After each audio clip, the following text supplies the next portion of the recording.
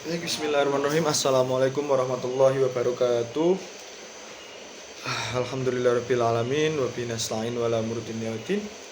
Wassalatu wassalamu ala asrofil anbiya'i wal mursalin sayyidina Maulana Muhammadin wa ala alihi washabihi ajmain, amma ba'd. Yang terhormat Bapak Sipaul Amin selaku dosen pembimbing saya atau pengampu di mata kuliah kepaniteraan. Izinkan kula Pak niki menambal materi yang kemarin sebelum saya ikuti karena saya tidak masuk absensi. Saya ingin menerangkan atau memaparkan materi di kewenangan ataupun kompetensi peradilan agama. Mohon maaf Bapak, disclaimer ini suaranya tidak begitu masuk atau keras karena di luar juga hujan deras. Mohon maaf sekali karena saya juga tidak bisa mengakali itu. Jadi ini saya bikin sebisanya saya, dan juga saya mohon ini bisa dapat diterima dengan baik. Mungkin langsung saja saya jelaskan di kewenangan ataupun kompetisi peradilan agama. Nah, ini kompetensi yang dimaksud ini kompetensi dengan ini kompetensi relatif, yaitu kompetensi relatif peradilan agama di pengadilan agama. Artinya itu pembatasan kewenangan masing-masing pengadilan agama dalam menangani suatu perkara pada setiap lingkungan peradilan yang menyangkut atau wilayah hukum yang biasa disebut dengan yurisdiksi. Nah, ini menurut ketentuan pasal 4 ayat pasal 4 Undang-Undang Nomor 7 Tahun 1989 tempat kedudukan. Nah, itu setiap pengadilan agama ialah pada setiap kota madya atau ibu kota kabupaten. Nah, ini daerah atau wilayah hukum kekuasaan setiap pengadilan agama terbatas meliputi wilayah hukum daerah kota madya atau kabupaten yang bersangkutan. Nah, sehingga wilayah hukum setiap pengadilan agama identik dengan daerah hukum pemerintahan kota madya atau kabupaten tempat dia berkedudukan. Nah, jadi tidak disamaratakan semua. Nah, dasar hukum ini menentukan patokan kompetensi relatif setiap pengadilan agama berpedoman pada ketentuan UU hukum acara perdata. Nah, ini landasan untuk menentukan patokan kewenangan relatif pengadilan agama merujuk kepada ketentuan pasal-pasal HIR dan ARBG sebagaimana diatur dalam pasal 118 HIR atau pasal 142 RBG. Nah, pasal 66 dan pasal 73 UU nomor 7 tahun 1989.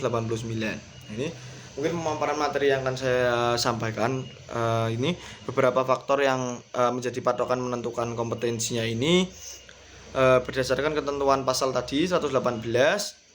Itu ada sekitar 5 yang telah saya baca-baca tadi malam itu, yaitu menyebutkan bahwa itu faktor tempat tinggal. Nah, itu juga salah satu faktor yang menjadi patokan. Terus juga ada faktor jumlah tergugat.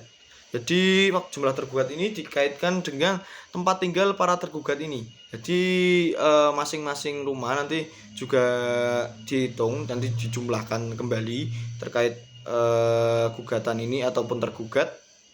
Terus selanjutnya ada faktor tempat tinggal tergugat. Nah, itu yang tidak diketahui. Itu seperti yang belum terjamak lah. Nah, masih awam tempat-tempatnya. Terus yang keempat ada faktor objek gugat terdiri dari benda tidak bergerak. Jadi, faktor objek gugat terdiri dari benda tidak bergerak ini banyak makna, teman-teman. Jadi masih bahasanya masih fleksibel lah, bisa masuk kemana-mana. Itu juga tidak bergerak ini tentunya benda yang mati. Terus juga ada yang terakhir faktor pemilihan domisili. Ini pentingnya di sini juga faktor pemilihan domisili tidak bisa semena-mena. Nah, sudah ditentukan oleh pusat bahwasanya untuk pemilihan kewenangan ini atau kompetensi peradilan agama itu juga berpatok ataupun berpacu pada domisili masing-masing. Nah, terus ada juga yaitu kewenangan absolut peradilan agama. Sebelum masuk ke kewenangan absolut itu izinkan saya untuk kembali menjelaskan tadi belum selesai.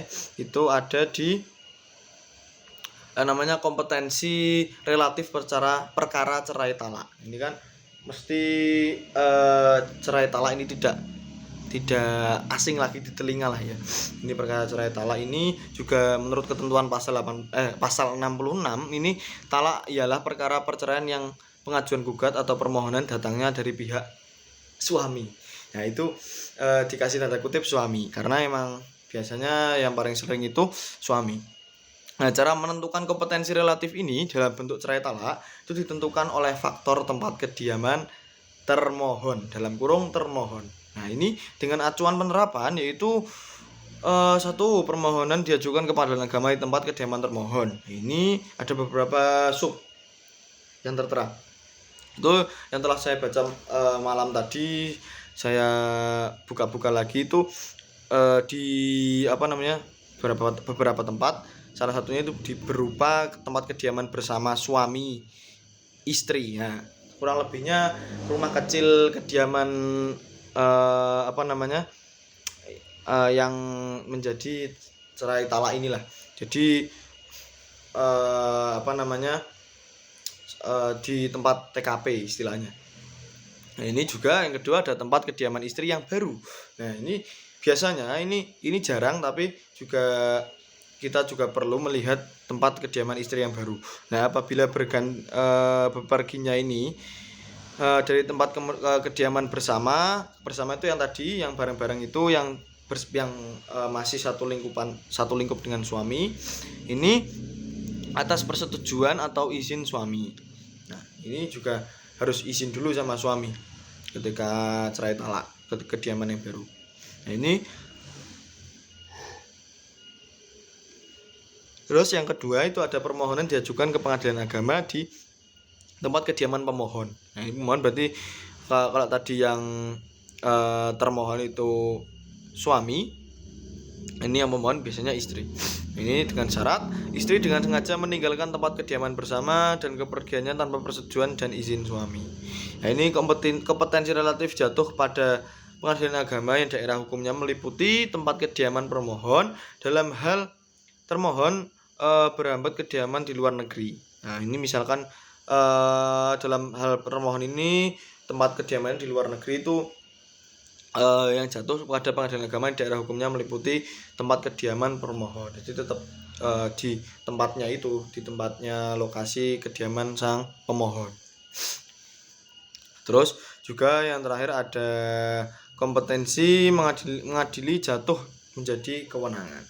Nah, ini kok bisa menjadi kewenangan itu ada di Pengadilan Agama Jakarta Pusat atau Pengadilan Agama tempat di mana perkawinan dilakukannya dengan syarat apabila pemohon dan termohon ini ada kutipnya yang sangat seru. Ini sama-sama bertempat kediaman di luar negeri.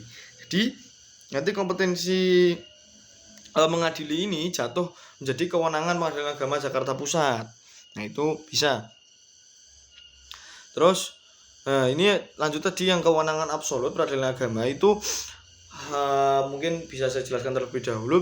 Kewenangan absolut sendiri itu adalah kekuasaan yang berhubungan dengan jenis perkara dan sengketa, kekuasaan pengadilan. Nah, ini kekuasaan absolut Pengadilan Agama ini diatur dalam pasal 49 Undang-Undang Nomor 3 Tahun 2006. Jadi tidak asal-asalan. Nah, tentang perubahan atas Undang-Undang Nomor 7 Tahun 1989 tentang Peradilan Agama. Jadi sudah diubah. Nah, ini kekuasaan absolutnya itu sekarang diatur pada pasal 49 UU Nomor 3 Tahun 2006. Nah, kompetensi absolut ini itu ada perkawinan, 1. Yang 2 waris, yang ketiga ada wasiat, 4 hibah, wakaf, zakat, infak, sedekah.